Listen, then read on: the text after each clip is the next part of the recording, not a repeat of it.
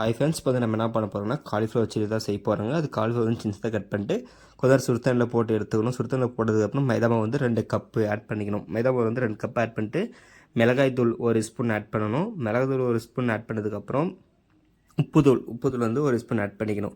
உப்புத்தூள் 1 spoon add பண்ணதுக்கப்புறம் இது சோட்டா மாவு ஒரு 1/2 ஸ்பூன்.